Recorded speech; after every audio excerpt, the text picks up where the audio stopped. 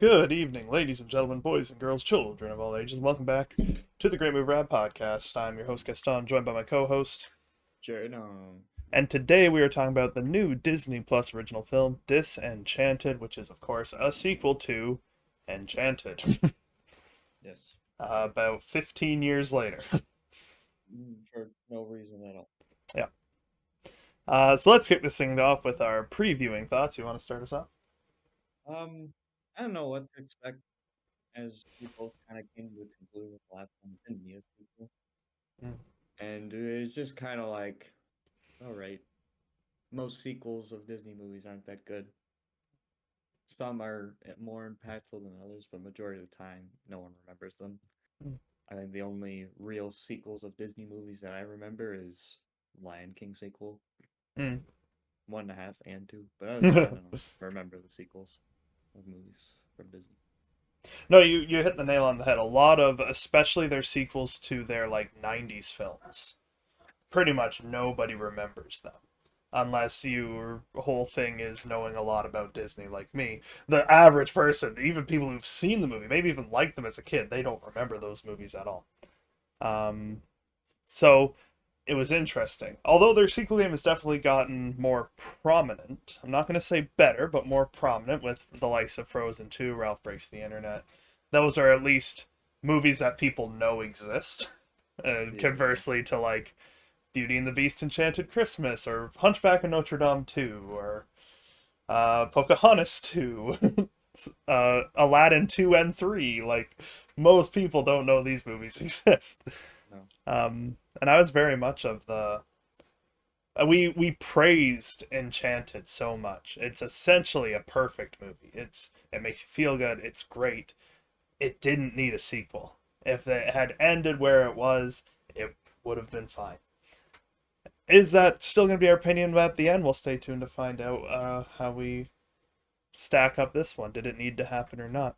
I was kind of worried about it. 15 years on, a movie like this definitely has to justify its own existence. So that was kind of the bar I had heading into Yeah. this. So our light spoilers plot sum up. When Giselle wishes for reality to be more fairy tale-esque, she succumbs to the classic trope of the wicked stepmother. The race is on to turn her back before it is too late. So let's dive into our character analysis, starting, of course, with Giselle, who is once again portrayed by Amy Adams. Robert's wife, Morgan's stepmother, and Sophia's mother. They have a new kid. Um, I'll start with Giselle. Um, Amy Adams, like, effortlessly steps back into this role. And because of the plot with that wicked stepmother angle, she gets to bring a whole lot more depth to it. And she does nasty very, very well. She nailed all portions of this part. The Giselle that we know, the light and bubbly, and the wicked stepmother, she nails it very well. I was very, very impressed with her performance. I think I'm very professional, guys. I'm getting paid for this, obviously. Um,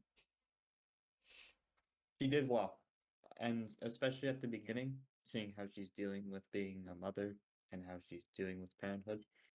But I found the later half of the movie, I think my problem was that I just couldn't really tell who they want to focus on in the movie, because it kind of just kept hopping around for me. So it threw me off a little with her character near the end of the movie because I was kind of like, okay, who's the main character here? Hmm, And I think that made her performance for me a bit weaker in the second half. fair enough. So let's talk about Robert Phillip, portrayed by Patrick Dempsey, Giselle's husband, and Morgan and Sophia's father. You want to start with Robert? Um, well, he's aged greatly from the last film. Um, he's really pushed off to the side in this movie, I found. Like, he is not used that much, and he's kind of a fool in it. Mm-hmm. And I didn't know how to feel about that after the last one. I don't know. As we talked about this, they didn't need a sequel in Mm-hmm. this movie. I have a hard time really like these characters are great because they just kind of didn't use them Mm. as well. No, I'm pretty much in agreement. His part is much akin to Edward in the first one, in both style and screen time. He's very much moved to the side. He's still like a good dad. He's a good character. He has no arc in this film because the last film was all about his arc, and they just chose not to give him more development. So he's just kind of there. He's fun to watch. He's well acted, but the character wasn't handled well. So now let's talk about Edward, portrayed by James Marsden, Nancy's husband and the King of Andalasia. Um, Edward has also less screen time than he did in Enchanted. Um, but man, oh man, does he make the most of his screen time. He was my favorite part of this movie. And he was like my second favorite part of Enchanted itself. I think Giselle was my favorite part, but Edward is so good in this movie. Um, there's a lot of lines of his that I actually do remember quite vividly, especially about tiny peasants that are fierce.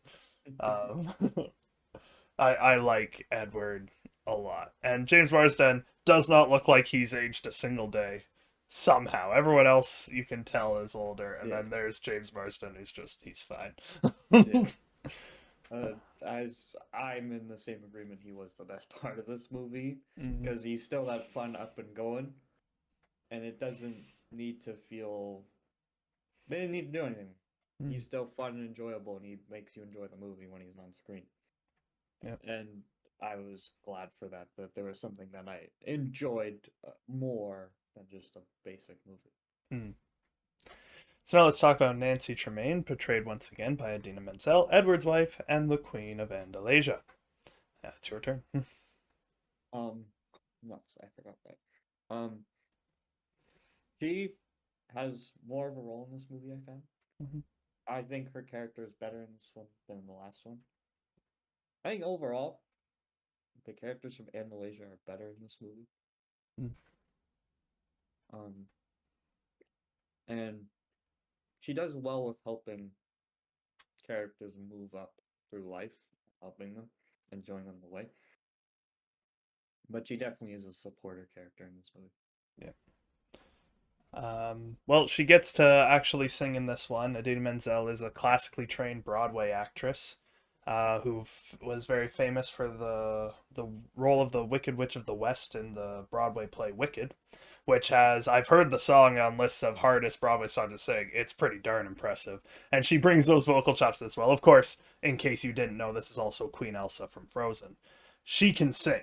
She's excellent at singing, and actually giving her a song Love Power definitely has, in my opinion, the most impressive vocals. It's not my favorite song, but the her voice is incredible. Like it was very well done, and her role Oh is yeah, bigger, and she's good. She's very good in this. Not a fan of her hairstyle in this one as no, much, but that's more of a personal thing, not a front yeah, on having long bangs. It just personally.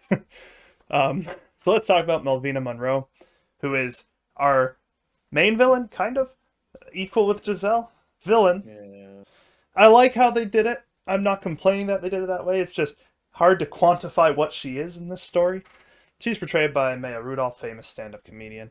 She's the snooty head of Monroeville's town council. Um, in the first half of the film, she's not given much to do. In the back half, you could tell Maya Rudolph is having just so much fun with this character. This is, of course, Aunt Cass from Big Hero 6. There's a lot of Disney actors in this film. Um, and I actually quite liked her performance. Her part is not as big as you'd expect. It's a lot smaller than Queen Narissa from Enchanted as far as villains go, but that's because she's sharing the villain role. So even though smaller role, it doesn't feel like it detracts. I think we got exactly the right amount of her, and she just it's a good trait of fairy tale villains. She loves chewing up the scenery, Yeah. owning the scene, and she does it very well. Uh, Surprisingly good singing chops too. yeah. I have to agree with you with most of those things. Um, but I think the only thing that hindered her a bit was that there was two villains, Mm. and if it wasn't for that, she probably would have been a lot more prominent Mm. in my mind. Oh, absolutely. But overall, she's still a good character. She's working with what she can. Yeah. So let's talk about Rosaline, who's portrayed by Yvette Nicole Brown, one of Melvina's assistants. Yvette Nicole Brown, famous for Shirley and Community. She was also Aunt Sarah in the live-action Lady and the Tramp. There's a lot of Disney actors in this film. Not quite as many as the first one, but they kept that trend going of bringing back Disney actors. And we might as well talk about Ruby at the same time. Jayma Mays of Paul Blart fame, the other one of Melvina's assistants. They're very much like the Wicked stepsisters. Yeah. Even with their clothing choices, they're identical. um, I think it's your turn to talk about these two. I don't have too much to say about them as they were just kind of there. Hmm. Um, they were good for what they did. I don't have too much to say on them though, to be honest. They weren't something that I'm like, oh yeah, I was kind of like, they're there. Yeah, no, I agree. Their bickering was fun, but they don't contribute enough to the plot to matter. Um, No. So definitely not in the upper echelons of Disney henchmen, because Disney does henchmen usually very well. You look at iconic characters like Iago, LeFou, Flotsam and Jetsam, like they do henchmen very well, but not so So much in this sequel case. Disney movie. Yeah. Um, so let's talk about Morgan Phillip, portrayed by Gabriella Baldacchino. Robert's 16-year-old daughter, Sophia's older half-sister, and Giselle's stepdaughter. Baldacchino replaced Rachel Covey, who originally played Morgan in the first film. Although I did learn, while doing research for the script, that Rachel Covey cameos in the film. She's one of the villagers, the one who asked Giselle, has she forgotten about the fair, right after she's in the fairy tale. So that's kind of interesting. Why bring her back for cameo, not the role? I don't know. But um, character wise, she's probably the most impressive to me. That they managed to age Morgan up, but still feel like Morgan, and also balance it so well that you get her struggles without making her unlikable, as is easy to do when the teenagers are being angsty. Like, they balanced They it. did an actual teenager. Yeah, they balanced it really well, especially in the beginning. They balanced that super well. So I was pretty impressed by that. This is where my one complaint comes in with her, is that because they were trying to do both Morgan and Giselle, like the main character, it was hard to really focus on who. Mm, And at times I'd kind of tune out when watching the movie, even though I was watching it the whole time. It was just like, who is the main character of this movie? yeah. Because it kind of keeps switching between the two, and I didn't really like that. And that's because Giselle is both protagonist and antagonist, so it's very much, I get that complaint absolutely. It's a bold choice, but very hard to do properly. And while I don't think they did it terribly, I wouldn't say they did it well either. Trying to balance all of that. And now we'll just do a quick mention of a couple of the vocal roles. And no, he is not on the list because Nathaniel is not in this film, which is a huge waste. I love Nathaniel. But Pip returns, voiced by a different actor. Jeff Glenn Bennett did not return to play Pip. Can't really tell, but it is kind of sad. And of course, Alan Tudyk, another Disney legend, comes in to play a Skrull. You want to start with Pip? Um, he has more of a role in this movie, but at the same time he doesn't, you know? I know, I don't know how I feel about Pip in this film, to be honest. I know you didn't like the chipmunk cat. Oh, I'm just I saying did. it would never look right. No. Like, I'm not saying it looked bad. For what it looked good. Like, it was well done, but it will never look right. I know I want a chipmunk cat now, though. He it always felt like he had a reason to be there in the first one. hmm In this one, it didn't feel like he did. Yeah, why was he going there? Like, he just shows up for no reason. No. And it doesn't feel like there's any pushing to why he should exist in this movie. Yeah.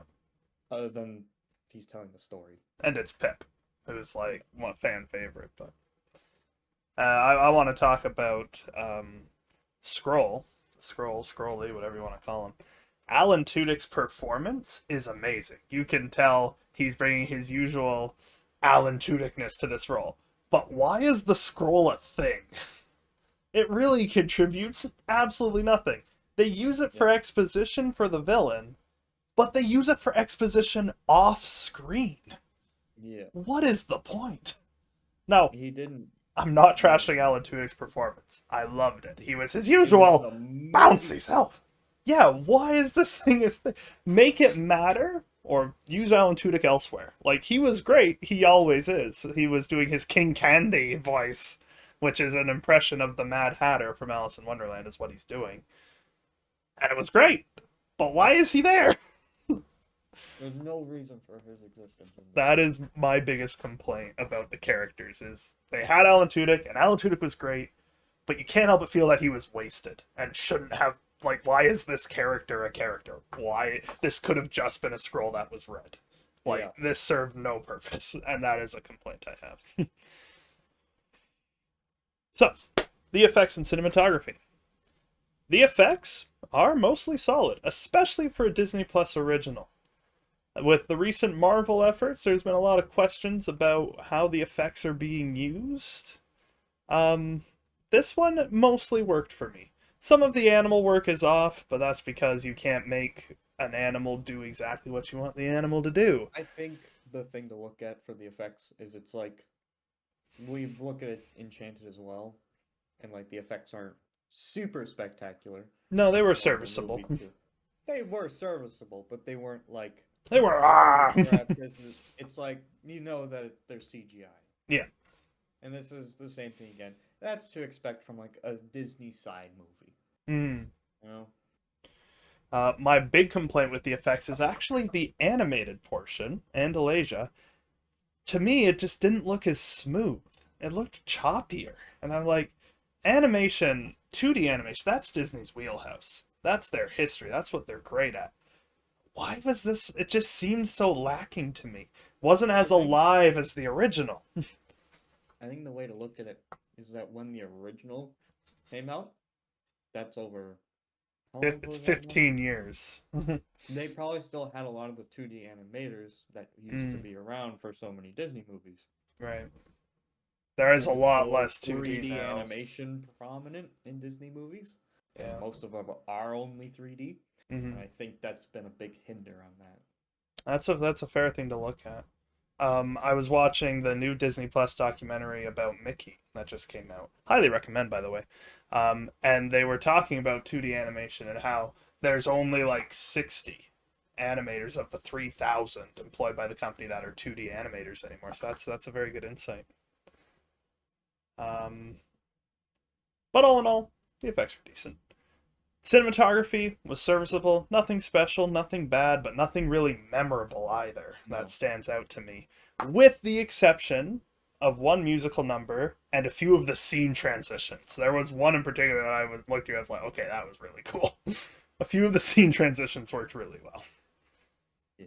But it wasn't like a, oh, look at this. It It's certainly so wasn't cool. Dune or Back to the No. Future or Jurassic Park. Or even the first Enchanted had some like True. scenes that It were like this. did have better cinematography for sure. So the writing and score. The writing is okay. Mm, It's yeah. nowhere near as strong as the original. That's what we praise with the original is the writing was so good. The Disney references are still strong, and oftentimes my favorite part of the movie are those Disney references. But it's just okay. I wouldn't say it's bad. They didn't fall into plot holes. They didn't fall into exposition dumps when maybe they kind of should have. But all in all, it was okay. Yeah. I just feel like there was things that were like, this could be explained more, or stuff like that. Yeah. Usually I Like I complain that feel there's like too there's much more of a exposition. reason.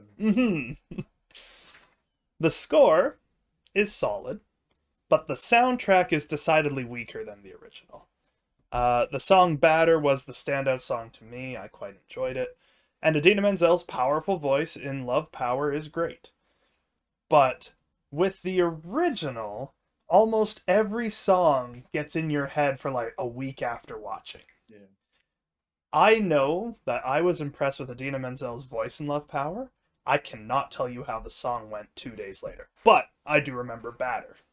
Yeah. I loved the saxophone in that one. Woo! That's probably my favorite instrument is the saxophone. Good sax. Woof. Amazing. Are we ready? Yeah. All right.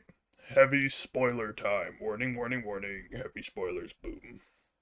10 years after the events of the first film, Giselle, Robert, and Morgan Phillip are living happily together with their newborn baby, Sophia. However, life in Manhattan is starting to drag on them, so Giselle plans to move the family to Monroeville, a suburban town. The moving brings poor first experiences for them. Their new house needs to be renovated and is still in the throes of renovation. Robert has to commute to continue his job, and Morgan feels like an outcast at her new school. There's our first chunk. I do want to mention that one of the commuters on Robert's train is portrayed by James Monroe Iglehart, who is another Disney legend. This is the genie on the Broadway play for Aladdin, who won a Tony Award for it, as well as Lance Strongbow in Tangled the series, one of my favorite characters from that show. Loved that guy. And he's lost a lot of weight, too. He looks so different. King Edward and Queen Nancy visit from Andalasia to present them with a wish-granting wand, which has one of the lines I will always remember, where Edward starts singing, and Morgan's like, "Does people from Andalasia sing everything?" And Amy Adams, "If they can help it," which I love that line so much. That's my life right there. I know you can't really tell from our podcast, but I am singing like 80% of the time. Oh yeah. Yeah, I sing a lot. I will say with the opening part, it does start like it looks promising. Mm, It looks like this probably gonna be another Enchanted movie, you know? yeah, And I think that's why I was slightly more disappointed. that's fair. I had my opinion kind of like level for it. I was expecting to not like it, and I can't say I didn't like it. It's nowhere near as good as the original, but I can't say that I did not like this movie. It's okay. You'll see what my ranking represents and what I'm compared it to when ranking it. That'll give a good insight into my ranking for this movie. So Giselle meets Melvina Monroe, the arrogant head of the town council, and learns that she is hosting a fairy tale themed ball where Melvina's son Tyson is the ball's elected prince. To help Morgan fit in, Giselle tries to get her elected. Tries to get Morgan elected. I should just specify. I know I said it earlier, but I want to make sure. As the ball's princess, but ends up unwittingly embarrassing Morgan, resulting in a falling out between the two. Now, I know it's a little early to talk about, but I do want to praise the costume choices in the fairy tale world. My favorite part of these costume choices is Morgan is wearing Snow White's dress from the start of Snow White, the plain brown blouse, the cream colored skirt, and the puffy sleeves. And Tyson is wearing the prince's, the red vest, the white long sleeve shirt, the blue pants, the high boots. The only thing he's missing is the cape and the hat. I loved that. That was a beautiful reference. I loved it very much. So after consulting with her chipmunk friend Pip, Giselle decides to use the wand and wishes her family's life to be a perfect fairy tale. By the next day, the town has transformed into a fantasy kingdom called Monrelasia. Morgan is happy with their new life, and Robert believes himself to be a brave adventurer, which is funny. It was good. It was funny. It's just why only use Robert for that? Yeah, and then also make him a fool. Yeah. Malvina is now the town's evil queen with magical powers, which are not specified until later. It threw me off. It kind of came out of nowhere to me because they didn't specify she had those powers. I assumed it was coming from the wand based on the plot that is presented, and then all of a sudden she goes woo, and it's like, oh, that's happening now. When they introduce her for the first time, you see her use it to like up the flowers. I missed that. That's fair. Giselle also discovers uncharacteristically haughty behavior and finds pleasure in mistreating Morgan. Realizing that she is slowly turning into the classic fairy tale trope of a wicked stepmother, Giselle asks for help from the magic wand's instruction scroll, Alan Tudyk. The scroll reveals that Giselle's wish is using up Andalasia's magic to change the real world into a fairy tale, and that it will become permanent after midnight. Having the scroll be a character on paper is not a bad idea. Instead of having Giselle read it, you have a character say it. But you gotta do more with him than that, especially when he is used to get the evil queen to know the same thing. But they don't show that. It happens off screen. It's like, eh. That's my complaint. Why? It's my complaint for sure. Yeah. Malvina learns about the magic wand and enlists her two servants, Rosalina and Ruby, to steal it. However, the scroll tells her that the wand can only be used by a true Andalasian. Giselle realizes that without the wand, she will lose herself to her wicked side, so she convinces Morgan to save them before sending her to Andalasia. There, Morgan learns that the kingdom's magic is transported to Monrelasia through a vortex. Once a spell becomes permanent, Andalasia will be gone forever. I quite liked that twist. That was good. And the way it was presented, too, is the magic comes from Andalasia, so if it's all going there, it's not here. And they don't spell out that risk. They just say it comes from Andalasia. And then you see it, and it's like, that was well done. I do like that. Yeah. I was very impressed with that. Nancy and Edward suggest that Morgan uses the magic of the memories to remind Giselle of her true self. Sappy, but fair. I don't mind that one. Fairy tale, that's fine. Morgan recreates a childhood drawing of their family tree with pictures of their shared memories. Very cute. That was very smart. Then heads back to the real world with Nancy. Giselle is now fully under the influence of her evil personality, and challenges Malvina for the royal title of Monrelasia. Giselle sends Pip, who has been turned into a tabby cat, chipmunk cat, to steal back the wand, while also sending Robert on an assumed futile search for Morgan. At the ball, Giselle and Malvina engage in a magic duel, with the former easily overpowering the latter. Morgan and Nancy meet up with Robert and Tyson before rushing into town hall to stop the duel. Morgan tosses her drawing to Giselle, who rips it, but the magic within brings the memories to life, restoring Giselle to normal. On paper, that's fine. But it is not clear what happens when she rips it. It's just all of a sudden, and it worked! Yeah, I was kind of like, Yeah. where did this come from? Like, on paper, that's fine. How they showed it, and in practice, no, we need more explanation than that, than just, it's fine! No. No. These are magic! Oh. And I'm like, well, why? Because, like, on paper, that is a perfect fairy tale thing. But see, there's not that sentence of saying that the magic within can do it. So she rips the paper without looking at it, then everything's fine. Like, no, we need more. Like, they rip it, and it's like, oh! But then, like, immediately, it's fine. So it's like, Yeah. even the characters had a reaction. They were like, no! Yeah, like, and it worked. And I was like, yeah, that's another problem I have. Not wanting the spell to be broken because power. I don't mind her motivation, to be honest. It fits a Karen very well. Malvina takes Morgan hostage and demands the wand in exchange. Giselle surrenders the wand and Malvina breaks it in two. Another thing I have a problem with. As midnight approaches, everything from Andalasia begins to disappear, including Giselle herself. While Robert and Tyson head to the top of the clock tower to delay the final chime, which I didn't have a problem with. It's not that midnight is when it takes effect, it's when the clock strikes 12. They made it clear that it was the clock, not the time. So I don't have a problem with that. I could see why some would. I could see why some would, but I actually don't have a problem with that. It's actually a much better way that they magically got it done in 30 seconds. Just delaying that final chime makes a lot more sense to me. I like that. Giselle tells Morgan that by being her daughter, she's a true Andalasian. Bull. Yeah. I'm not trying to bring race into this. I'm not trying to get political. But if you adopt an African American man, they don't become white. I'm not bringing race. There's nothing wrong with adopting anybody. That's not my point.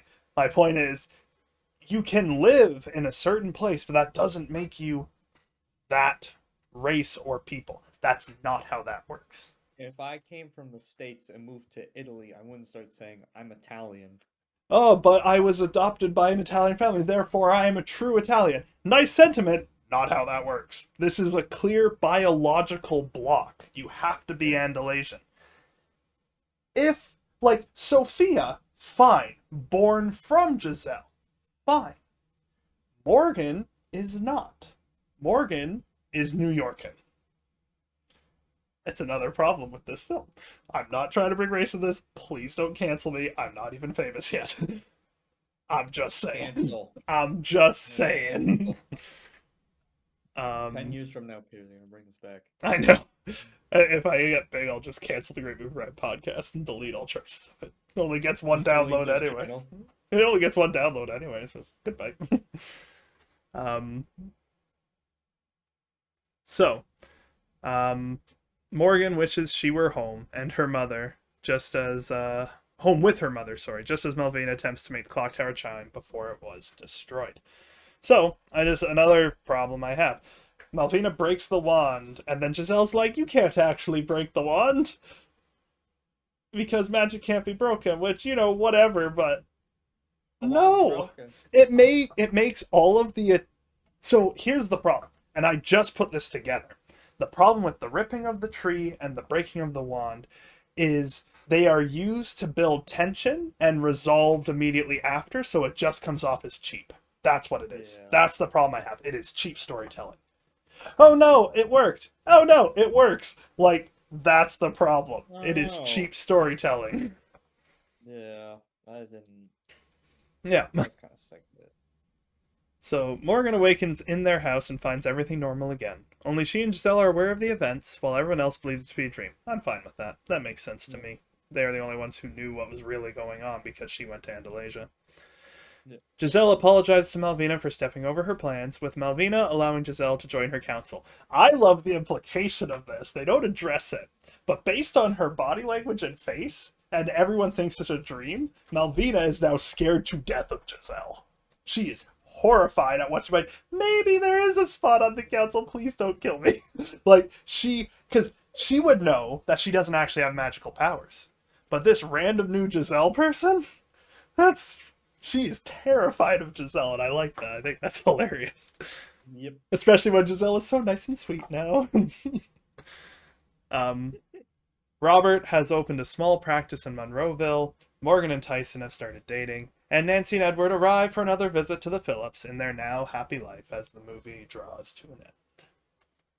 This has one of my favorite lines. No, my favorite line in the whole movie is Nancy walks up and greets Robert and Giselle's like, "Where's Edward?" "Oh, he's over there with the kids, and he's holding a wooden sword, getting beaten by kids with wooden swords."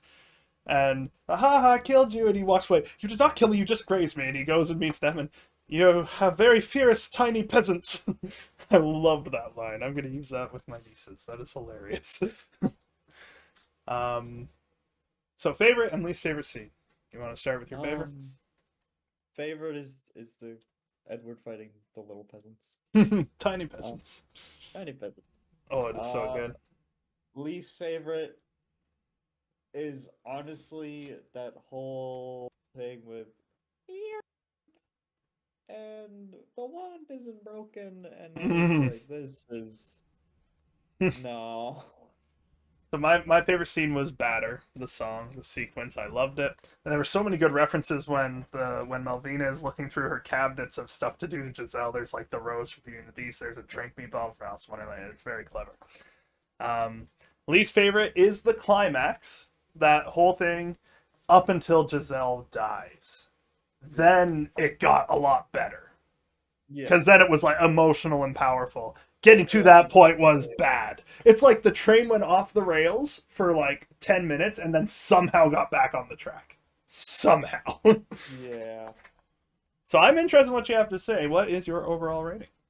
I give it a solid 70. 70 even? Yeah. So mine is a 75.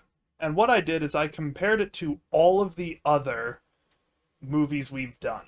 That's a part of my ranking scale, is I'm like, what did I say for this one? What do I want to watch more? Like, what do I want to watch again? And the two I focused on specifically were Lightyear and Pinocchio, the remake. And Lightyear was a 71. I'm like, I would rather watch Disenchanted than Lightyear. And then I got to Pinocchio. And it's like, I kind of put them on the same foot. So I put them at the exact same score, 75. Would rather watch it than Lightyear. Wouldn't necessarily want to watch one or the other, like, over the other. I'd rather pick a lot of different movies on this list before watching either one again, but that's how I looked at it. Next time on the Great Movie Ride podcast is the long-anticipated Black Panther: Wakanda Forever, of which I'm going to go see tomorrow. So I'm very excited. It's been a while since it's been out, but I was on vacation, which the podcast would never know because we managed to get normal content out despite me being gone for 3 weeks. Yes. Because we're just that Because good. we're cool. We're that good.